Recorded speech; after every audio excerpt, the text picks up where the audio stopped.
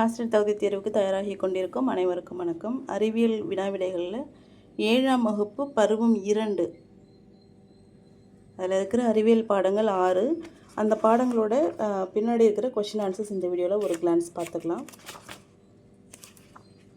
7th science term 2 பார்த்தோன்னா மொத்தம் நமக்கு 6 லெசன்ஸ் இருக்குது.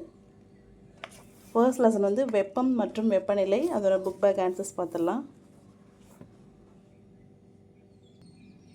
வெப்பநிலையினை அளப்பதற்கான SI அலகு முறை 4 ஆப்ஷன் கொடுத்துருக்குறாங்க. வெப்பநிலைக்கான SI அலகு கெல்வின்.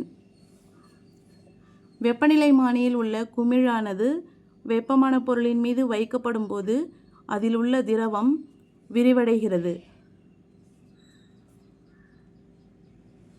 மனிதனின் சராசரி உடல் வெப்பநிலை 37 டிகிரி செல்சியஸ். ஆய்வக வெப்பநிலைமானியில் பாதரசம் பொதுவாக பயன்படுத்தப்பட காரணம் அது ஒரே சீராக விரிவடையக்கூடியது. அதனால தான் ஆய்வக வெப்பநிலைமானியில் அதை பயன்படுத்துகிறாங்க. கீழே உள்ளவற்றில் எந்த இணை தவறானது அப்படின்னு கொடுத்துட்டு கெல்வின் வேல்யூ எப்படி கண்டுபிடிக்கணும் அப்படின்னா டிகிரி செல்சியஸோட 273.15 ஆட் பண்ணணும் அப்படின்றத கொடுத்துட்டாங்க. இதை அவங்களே கொடுத்துட்டு இதை யூஸ் பண்ணி நம்ம இதில் எது தப்பாக இருக்குது அப்படின்றத கண்டுபிடிச்சோம்னா ஆப்ஷன் இ தான் வந்து தவறாக இருக்குது. கோடிட்ட இடங்களை நிரப்புக. மருத்துவர்கள் டேஷ் வெப்பநிலைமானியை பயன்படுத்தி மனிதனின் உடல் வெப்பநிலையை அளவிடுகின்றனர். மருத்துவ வெப்பநிலைமானியை பயன்படுத்தி மனிதனின் உடல் வெப்பநிலையை அளவிடுகின்றனர். அறை வெப்பநிலையில் பாதரசம் திரவ நிலையில் காணப்படுகிறது. வெப்ப ஆற்றலானது டேஷ் பொருளிலிருந்து, அதாவது வெப்பம் அதிகமுள்ள பொருளிலிருந்து வெப்பம் குறைந்த பொருளுக்கு மாறுகிறது. உயர் வெப்ப பொருளிலிருந்து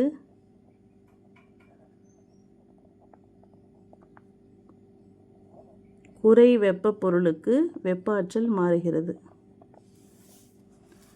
-7 டிகிரி செல்சியஸ் ஆனது 0 டிகிரி செல்சியஸ் வெப்பநிலையினை விட டேஷ் குறைவு.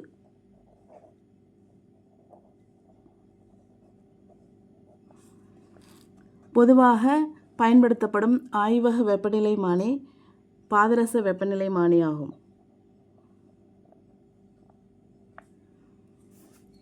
பொறுத்துக. மருத்துவ வெப்பநிலைமானி உதறுதல். மனிதனின் சராசரி உடல் வெப்பநிலை 37 டிகிரி செல்சியஸ். வெப்பம்ங்கிறது ஒரு ஆற்றல். நீரின் கொதிநிலை 100 டிகிரி செல்சியஸ். நீரின் உறைநிலை 0 டிகிரி செல்சியஸ். இது முதல் பாடம். அடுத்து 2வது பாடம் பார்க்கலாம்.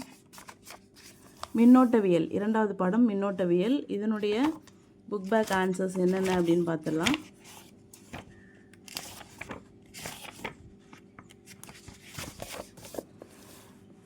கீழே கொடுக்கப்பட்டுள்ள மின்சுற்றில் X என குறிப்பிடப்பட்டுள்ள புள்ளியை வினாடிக்கு 10 அலகுகள் கொண்ட மின்னூட்டம் கடத்தி செல்கிறது எனில் அம்மின்சுற்றில் செல்லும் மின்னோட்டத்தின் அளவு என்ன? 10 ஆம்பையர். கீழே கொடுக்கப்பட்டுள்ள மின்சுற்றில் எந்த சாவியை மூடினால் மின்விளக்கு எரியும்?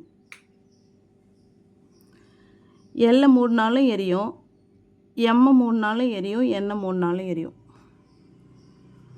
அதாவது MN ரெண்டுத்தையும் மூடினா எரியும், இல்லைனா L மூடினா எரியும். அப்போ சாவி L, இல்லைனா M மற்றும் N.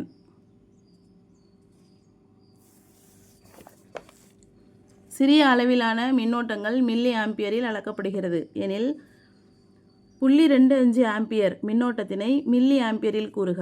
250 milli ampere. கீழ்காணும் எந்த மின் சுற்றில் மின் விளக்குகள் தொடர் இணைப்பில் இணைக்கப்பட்டுள்ளது? Option B. மரபு மின்னோட்டத்தின் திசை எலக்ட்ரான் பாயும் திசைக்கு எதிர் திசையில் அமையும். ஓரலகு கூலும் மின்னூட்டமானது ஏறக்குறைய 6.242 பெருக்கல் 10^18 புரோட்டான்கள் அல்லது எலக்ட்ரான்களை கொண்டிருக்கும். ஓரலகு கூலும் மின்னூட்டத்தில் எவ்வளவு புரோட்டான் அல்லது எலக்ட்ரான் இருக்கும் அப்படின்னு கேட்டு கீழே இந்த ஆப்ஷன் கொடுக்க வாய்ப்பு இருக்குது. மின்னோட்டத்தை அளக்க அம்மீட்டர் என்ற கருவி பயன்படுத்தப்படுகிறது. மின்கடத்து பொருட்களில் எலக்ட்ரான்கள் அணுக்களோடு தளர்வாக பிணைக்கப்பட்டிருக்கும். மின்கடத்து திறனின் எஸ்ஐ அலகு siemens per metre. S per M, இது கேபிட்டல் எஸ். சரியா தவறா என குறிப்பிடு. எலக்ட்ரான் ஓட்டத்தின் திசை மரபு மின்னோட்டத்தின் திசையிலேயே அமைகிறது. தவறு. மரபு மின்னோட்டத்தின் திசைக்கு எதிர் திசையில் அமையும். வீடுகளில் உள்ள மின் இணைப்பில் அதிக மின்பளு இருந்தால் மின் உருகு இழை உருகாது. தவறு. வீடுகளில் உள்ள மின் இணைப்பில் அதிக மின்பளு இருந்தால் மின் உருகு இழை உருகும். பக்க இணைப்பில் மின் சாதனங்கள் கிளைகளாக பிரிக்கப்படுகின்றன. சரி. மின்னோட்டத்தினை ஏ என்ற குறியீட்டால் குறிப்பிடுகிறோம். தவறு. மின்னோட்டத்தினை ஐ என்ற குறியீட்டால் குறிப்பிடுகிறோம். குறைக்கடத்தியின் மின் கடத்துத்திறன் கடத்தி மற்றும் கடத்தா பொருளின் மின் கடத்துத்திறனின் மதிப்புகளுக்கு இடையே அமையும். சரி. பொறுத்துக. மின்கலம், சாவி, மின் சுற்று, குறுசுற்று, மின் உருகி. மின்கலம் அப்படின்றது வேதி ஆற்றலை மின்னாற்றலாக மாற்றக்கூடிய ஒரு சாதனம். சாவி என்பது மின் சுற்றை திறக்க அல்லது மூட பயன்படும். மின் சுற்று அப்படின்றது மின்னோட்டம் செல்லும் ஒரு துண்டிப்பான் மூடிய பாதை. குறு சுற்று அப்படின்றது அதிக மின்பளு. மின் உருகி அப்படின்றது மின் சுற்றில் பயன்படுத்தப்படும் ஒரு பாதுகாப்பு சாதனம்.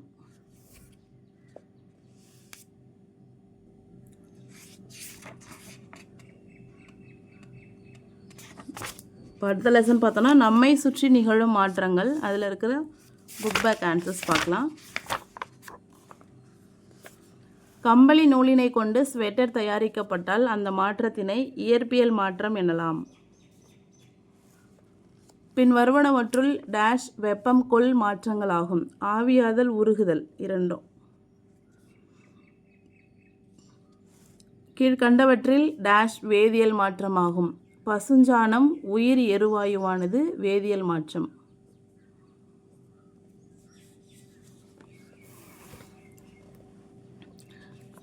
கடலில் அலைகள் தோன்றுவது கால ஒழுங்கு மாற்றத்துக்கு எடுத்துக்காட்டு.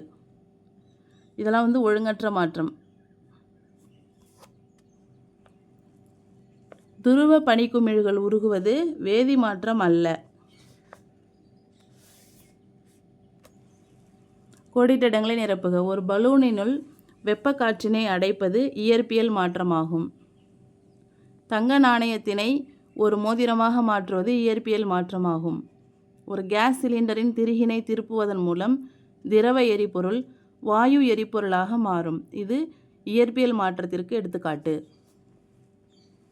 உணவு கெட்டுப்போதல் என்பது வேதியியல் மாற்றமாகும். பொறுத்துக. உருகுதல் திண்ம நிலையிலிருந்து திரவ நிலைக்கு மாறுதல். பனிக்கட்டி நீராதல் எடுத்துக்காட்டு. குளிர்வித்தல் வாயு நிலையிலிருந்து திரவ நிலைக்கு மாறுதல். நீராவி நீர்த்துளிகளாவது. ஆவியாதல் திரவ நிலையிலிருந்து வாயு நிலைக்கு மாறுதல். நீரிலிருந்து நீராவி. உறைதல் திரவம் நிலையிலிருந்து திண்ம நிலைக்கு மாறுதல். பனிக்கட்டி உருவாவது. கால ஒழுங்கு மாற்றம் ஒழுங்கான கால இடைவெளியில் நடைபெறுவது. கடிகாரமுள் துடிப்பது. கால ஒழுங்கற்ற மாற்றம் ஒழுங்கற்ற கால இடைவெளியில் நடைபெறுவது. பூக்கள் சேகரித்தல்.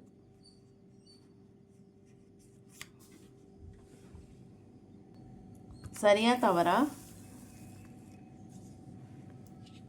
ஒரு துணியினை வெட்டுதல் என்பது கால ஒழுங்கு மாற்றத்திற்கு எடுத்துக்காட்டு. தவறு. கால ஒழுங்கற்ற மாற்றத்திற்கு எடுத்துக்காட்டு.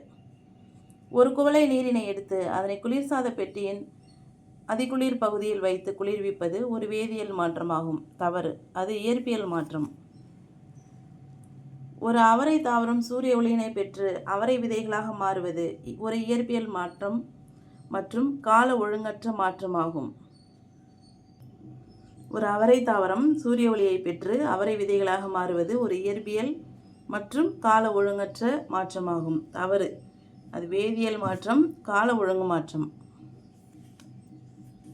ஒரு பொருளின் வேதியியல் பண்புகள் மாறாமல் இருந்து அதன் நிலை அல்லது வடிவம் மாறுபட்டிருந்தால் அது கால ஒழுங்கு மாற்றமாகும். தவறு. அது மாதிரி இருந்துச்சுன்னா அது இயற்பியல் மாற்றம். வெள்ளி நகையின் நிறம் மங்குதல் என்ற நிகழ்வு வெப்ப ஏற்பு மாற்றமாகும். கிடையாது, வெப்ப உமிழ் மாற்றமாகும்.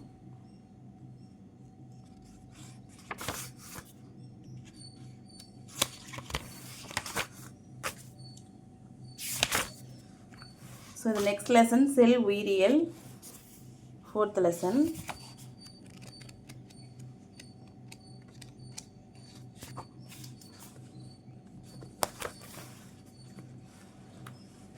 உயிரினங்களின் அடிப்படையாக உள்ளது செல்.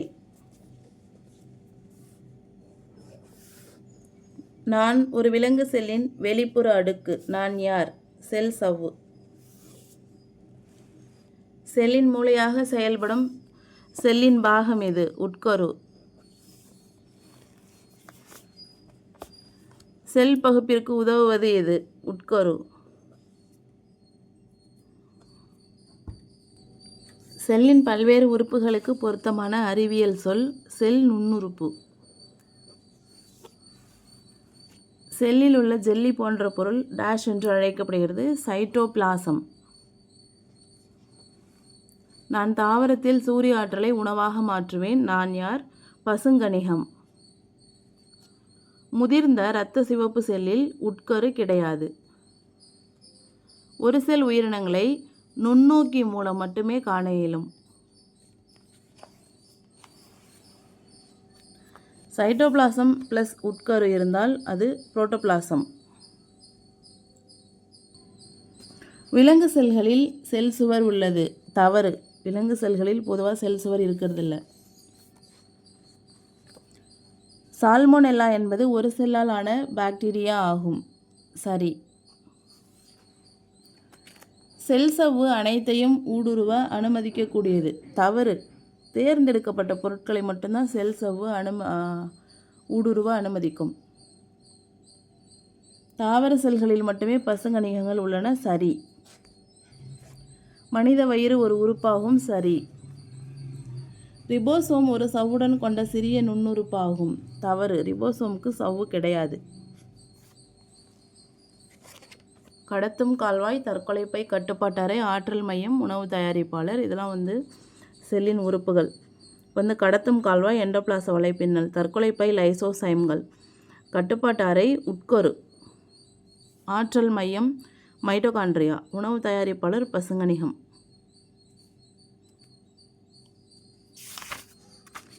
அடுத்த லெசன் வகைப்பாட்டியலின் அடிப்படைகள்.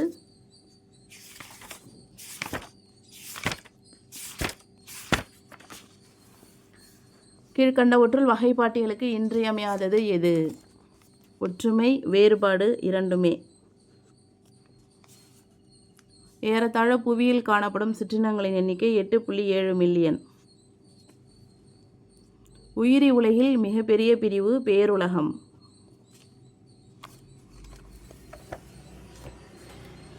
ஐந்துலக வகைப்பாடு யாரால் முன்மொழியப்பட்டது? விட்டேக்கர். புறாவின் இருச்சொற் பெயர் கொலம்பா லிவியா. கஸ்பாட் பாகின் 1623 இருசொற் பெயரிடும் முறையை அறிமுகப்படுத்தினார். சிற்றினம் என்பது உயிரின வகைப்பாட்டின் நிலை. பூஞ்சை பச்சையமற்ற மற்றும் ஒளிச்சேர்க்கை தன்மையற்றது. வெங்காயத்தின் இருசொற் பெயர் அலியம் சட்டைவம். நவீன வகைப்பாட்டியலின் தந்தை கரோலஸ் லினேயஸ். உயிரினம் உருவாதல் மற்றும் பரிணாம முக்கியத்துவத்தை அறிய வகைப்பாட்டில் உதவுகிறது. சரி. மீன்கள் நீரில் வாழும் முதுகெலும்புடையவை ஆகும். சரி. 1979 ஐந்துலக வகைப்பாடு முன்மொழியப்பட்டது. தவறு. உண்மையான உட்கரு புரோகேரியாட் செல்களில் காணப்படுகிறது. தவறு. உண்மையான உட்கரு யூகேரியாட் செல்களில் காணப்படுகிறது. விலங்கு செல்கள் செல் சுவர் பெற்றவை. தவறு. விலங்கு செல்களில் செல் சுவர் கிடையாது. பொறுத்துக. மொனிரா பாக்டீரியா, புரோட்டிஸ்டா யூக்ளினா, பூஞ்சை மோல்டுகள், பிளான்டே வேம்பு, அனிமேலியா வண்ணத்து பூச்சி. இந்த பொறுத்துக தேர்வில் வர்றதுக்கு வாய்ப்பு இருக்குது.